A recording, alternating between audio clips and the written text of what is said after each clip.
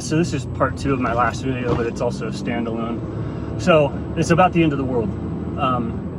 So the end of the world is a phenomenon akin to us, like we're an individual, and so we're a cell in the body of humanity.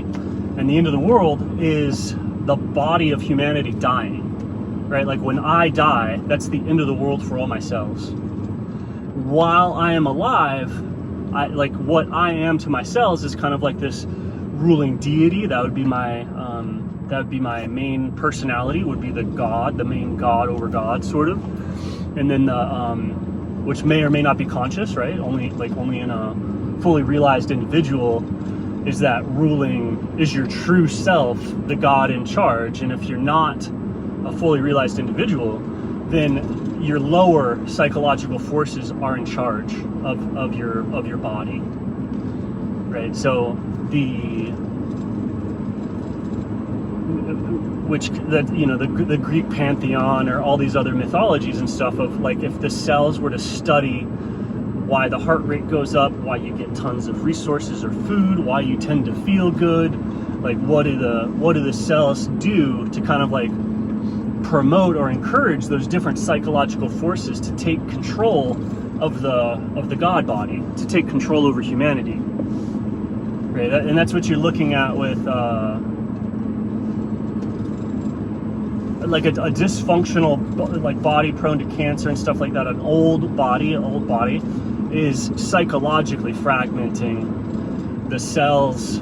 At first, when you're younger, the cells differentiate in a healthy way, and then as you grow older and older and older, the cell lines continue to differentiate to the point where they differentiate into cancer. They differentiate out of being a unified, cohesive whole.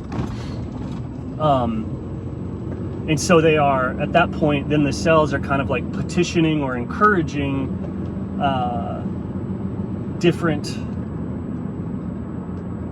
psychological forces to take control or to take charge. Or conversely, as you get older, like different cells that used to control the body, like if you have a guy and when you're younger, you're just like totally controlled by your sex drive, right?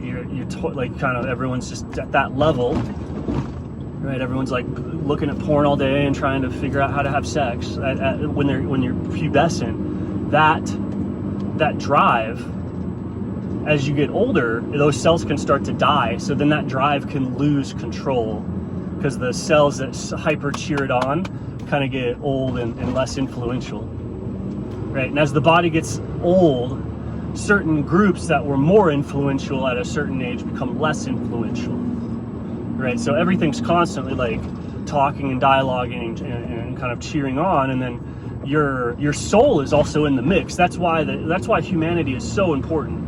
Like yourself, your personality, all these cells in your body can be like trying to like make you hungry, make you horny, make you mad, make you like whatever, this whole Greek thing. And then the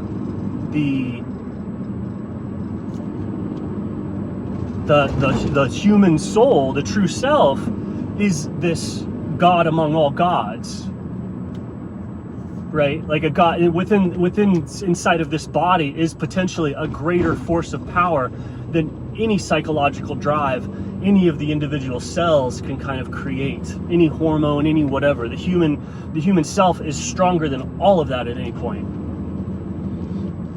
right? So when we're talking about the end of the world, we're talking about that system breaking down. We're talking about a body dying. And so our meta body is like obviously dying. That's the pole reversal. That's these 12,000 year ages. And you have like at certain levels, at the level where things are cellular, the life cycle is much more like a clock. So the cells just live a certain amount of time. The planets just live a certain amount of time, and then they like die and are replaced. Whereas like at a level like this, you can wander around and like start a farm or hunt, or like, and then you can die at 10, you can die at 50.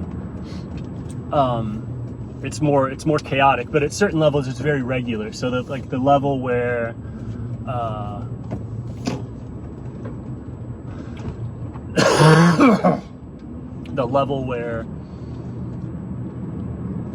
the level where the world is ending is like a clock. That's the Mayan clock. And so as that world ends, obviously when the body dies, all of the cells die.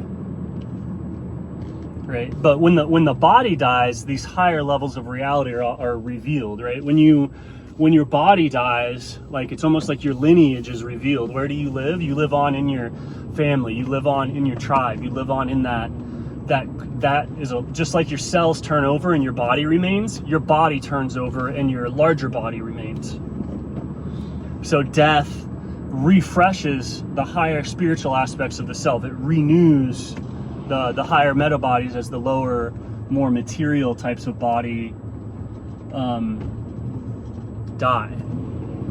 And so you have this turnover of nations, you have this turnover of people, and then at a very large level you have a turnover of the entire earth, like a refreshing of the entire earth.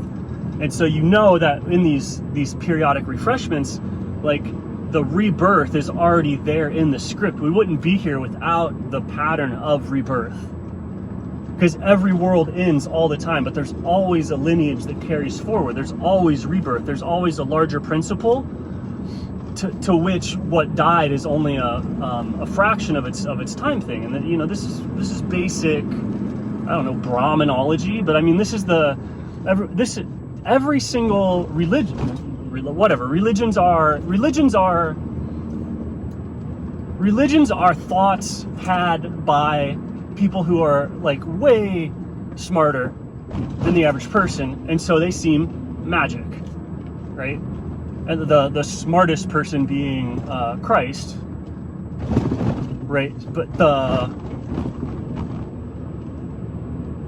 every really smart person, or groups of smart people, or every person who's developed a technique for seeing reality more clearly, sees these exact same metaphysics. It used to be very seen. We've gotten very dumb. We've gotten very blind, right? You know how you get old and your eyesight weakens? That's what happened to humanity in terms of like, that's where our spiritual blindness came from. We're just old. And so you can't see. And it's from this old age that you get materialism, you get the spiritual blindness, like the eyes stop working. The eye that I always talk about is the water of the body, right? That's the nous. And so as the spiritual body gets older, the nous can become blind, and you can't see. And in that blindness, that's where materialism came from. But at the same time, in that blindness, in that materialism, we are also less influenced by like certain fragments of our personality, certain demonic forces, certain things in old age. Just like you are no longer enslaved by your sex drive at 70 years old, right? Like, think about it. Like, when you're 70, you are emancipated from the sex drive, like universally. So it's like that from a lot of different forces, and it's not necessarily like they're good or bad. It's just these cycles. This thing that's happening is happening all the time. The body is always being corrupted. The body is always dying. Every individual on earth starts off super healthy, and by the time they're 80, they look and feel like shit.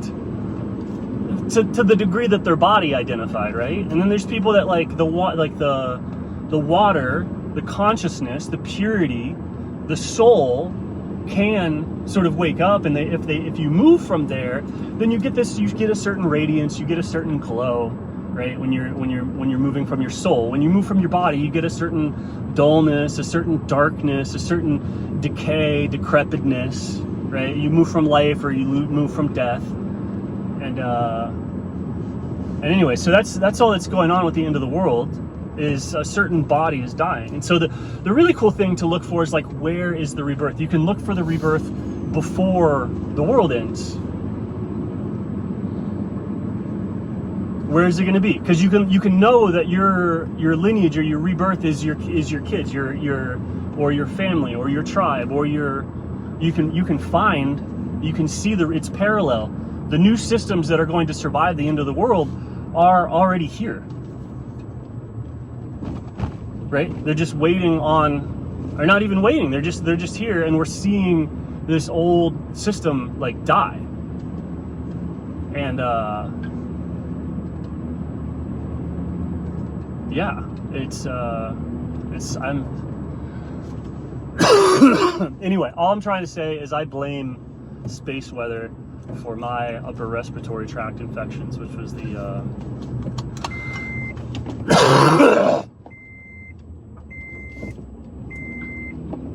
uh-oh, he's driving crazy.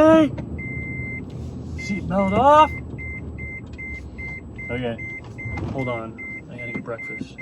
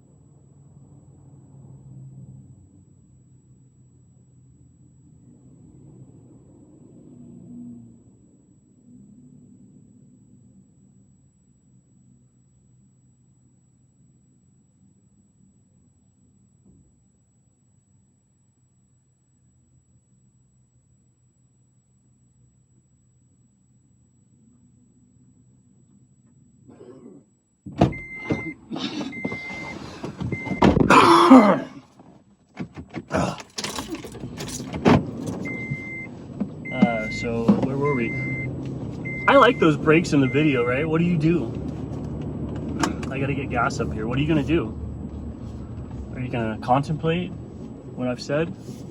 Is what I'm saying even like, it's kind of like whatever, right?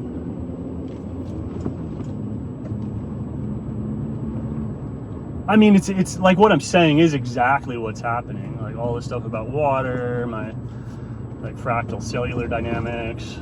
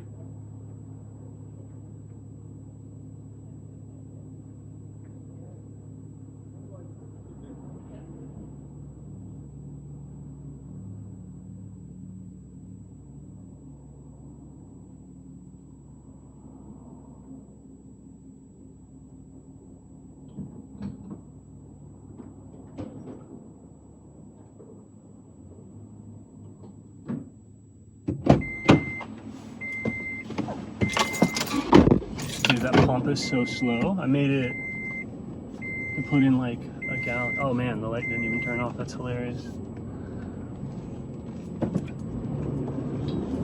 Big trucks suck. I mean, they're kind of cool, but like, I'm like, oh, I put in a gallon of gas and it means I can get like 15 more miles. Yes.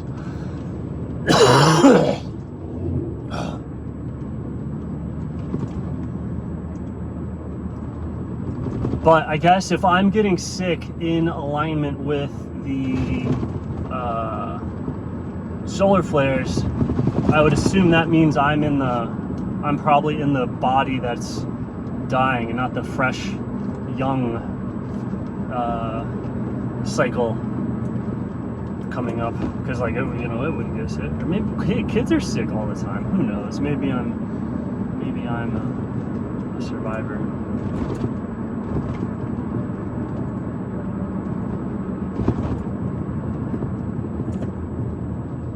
I'm a survivor.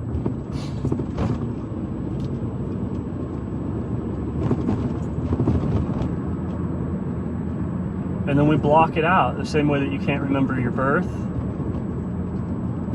or other kind of traumatic events. Nobody ever remembers the age shifts. Nobody ever remembers the beginning or the end of the age. It's just this absolute insanity that you can watch from a distance, right? Like as a midwife, but you can never like experience. Like almost nobody remembers the complete and utter insanity of the birth process. Like as you come out from it, you can't read or write or even talk. And by the time you can talk, you can't remember anything. And so these processes are like hidden from history.